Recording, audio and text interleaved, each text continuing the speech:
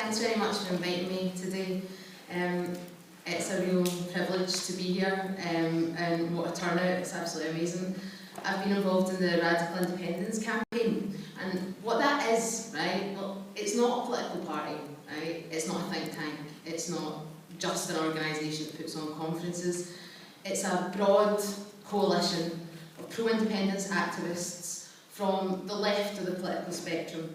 Some people who are members of some party, some members of no party, people who've never voted in their life, disaffected Labour voters, a really broad range of people. And the reason we set it up was to make sure that ideas about social justice and about a society that's nuclear free were getting out onto the streets. And we thought what our job is over this referendum is to convince as many people as possible that a vote for independence isn't just a vote in a referendum, but a vote for them, a vote for Scotland, and a vote for real change. So I guess for me, what this referendum represents is, it's not just a debate about the normal politics, the day-to-day stuff. It's not about Labour versus the SNP, and I get really frustrated when I see that all the time in the media. That seems to be how they're trying to frame it. For me, this is a debate for normal people, for ordinary people, and this referendum has opened up just a tiny little space, a wee chance for us, for people in Scotland, to move away from a system that has created despair and misery for so long. And it's a small gap in that political system that begins to open up for us in the referendum. The Radical Independence campaign held a conference, our second conference at the end of November last year, and the themes of that conference were summed up in sort of 3 sections, and that's how the conference was structured. And we talked about failure, hope and transformation, and that's kind of like that. These words sort of reflect my own journey and how I came to be a supporter for independence. And I want to start by saying, on that topic of failure, I think we need to be honest. Britain has failed. It has failed me, it's failed my generation, the generations that came before it, and it will continue to fail generations that come after it. And it's failed in 3 ways: economically, socially and politically. For me, sort of at the beginning of my journey to becoming a supporter for independence, I was 11 years old in 1997, and I've got this really clear memory of my dad. My dad's a long-time Labour Party member, a long-time Labour Party supporter, as are most of my family. And I remember when Tony Blair won in 97, I remember my dad waking me up the next day and being like, "Oh, we won, the good guys are back in." Honestly. And he was honestly so full of hope and expectation at what was going to happen. And for us, that government came to represent something very, very different. And it's really significant, like the meetings that I've done in the last few weeks. It was 11 years ago on the 20th of March, just a couple of weeks ago, 11 years ago, when we saw the skies of Baghdad light up orange, and our brothers and our sisters and our sons and our daughters didn't fight in the Labour bloc. That was the time for me when I realised that Britain was failing. And that gap, that wee gap I was talking about that opens up with independence, that's a gap, it's a space for Scotland as an independent nation to stand internationally for peace and not for war. Today we're 11 years on from that moment, and we've got another government at Westminster, and that's a government that's still intent on waging war, and that war they are waging is against ordinary people. That's the war that they're waging in Westminster. Britain's failed economically, and these are the things that Robin was talking about as well. Britain is one of the richest countries in the developed world, and it's also one of the most unequal societies. The Sunday Times Rich List, their wealth continues to grow even after the economic collapse of 2008, and average workers' wages rise 0.8%.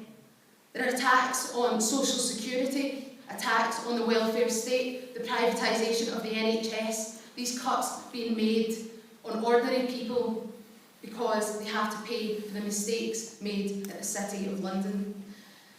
Now, the whole, and this is something that Robin covered as well, The entire economic structure of Britain is failing, and Scotland's got a unique opportunity to move away from that economic model that's run on greed, debt, speculation, trading in derivatives, that kind of shadow economy, you know, that emanates out of the City of London. That type of economic system, basically what it's done is it's taken the wealth that's created from all over these islands, from everywhere, from Aberdeen to Liverpool. It takes all of the wealth created by normal people and pulls it right down into the City of London. It pulls it right down and makes that banking class, that unregulated banking class, even richer, and it makes all of us pay the brunt of the cuts of austerity. Now, Tony Benn was someone, for me, I always found really inspiring, and I was really sad at his passing. I didn't always agree with him on his position on independence, but he said something I remember, and he said something about Britain that I thought was really telling. He said, this country has an utter contempt for skill.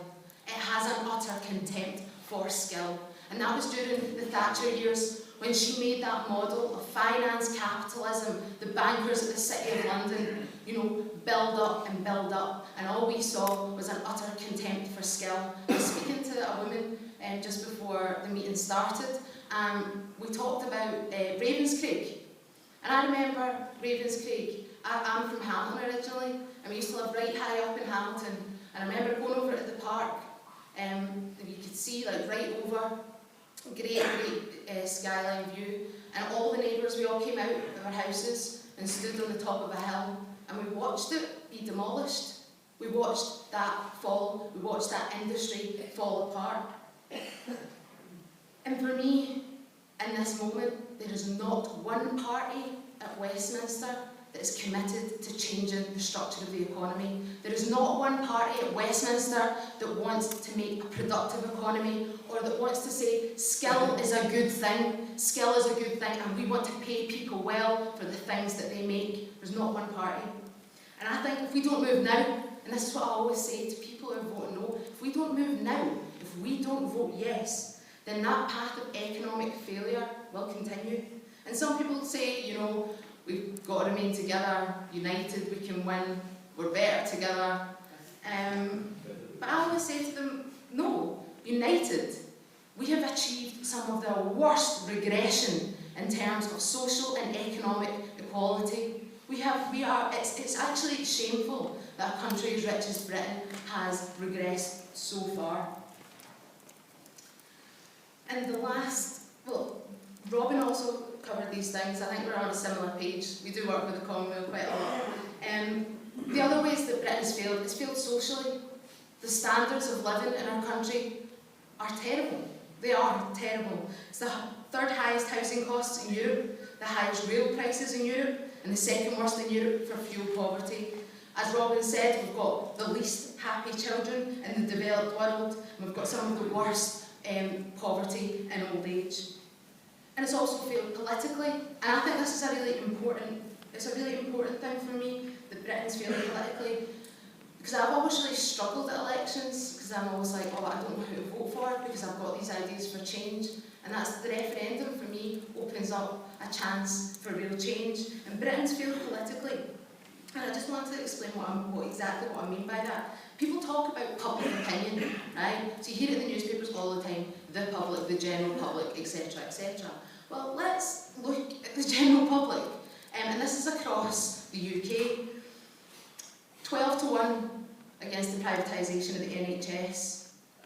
67% in favour of a public Royal Mail.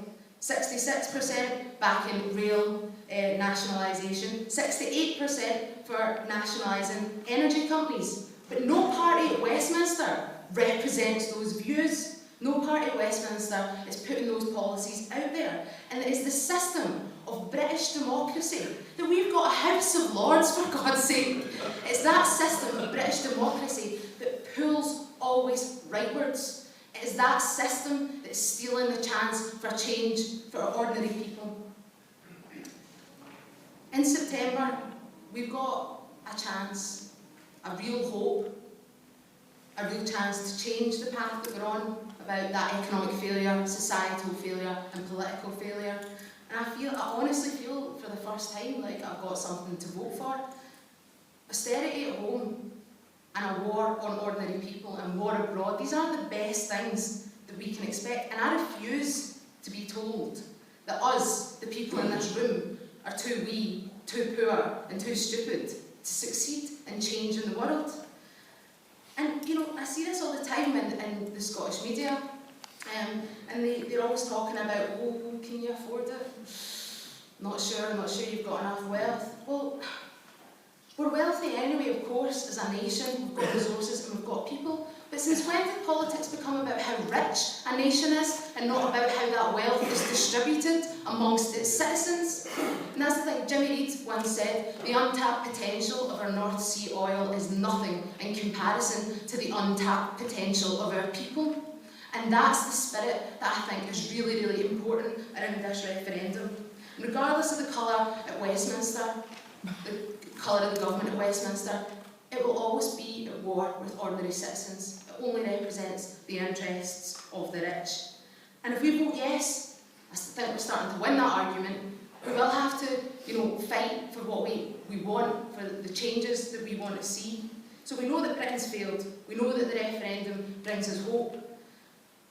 And I have this picture in my head of the things that I want to see. And I don't think, we're called the Radical Independence Campaign, but I don't think our ideas are that radical, to be honest. I don't think it's too much to ask for free childcare and well-paid, skilled jobs, a properly funded social security system. That's easily paid for. Of course it is. You don't need to be an academic or write a policy paper to know that if you had better taxation, you scrapped Trident and you stopped squandering resources, then these things are perfectly affordable. It's not a question of, balancing the books, it's a question of priorities. I refuse to accept that what we've got now is the best that we can accept. And it's given us this opportunity to go out and talk to people about that. The privilege of having the opportunity to go out and say to someone, what sort of country do you want? Is incredible. It's something that's been really powerful. And to people who are thinking about voting no, it's not going to bring certainty. A future in the UK is uncertain. There's a European Union referendum, there's the rise of UKIP, all the parties at Westminster promise more cuts. There's nothing else on the table. And to those of us in this room, I think that's probably the majority who are voting yes. I think we should keep this in mind, and I want to be honest about it. I don't think we're going to get a landslide victory. I don't think we're going to, see the polls on September the 18th and it be 75% yes, 80% yes. I don't think it's going to be that. I don't care. I just want to tip it over the edge. Just tip it over. That's what I want.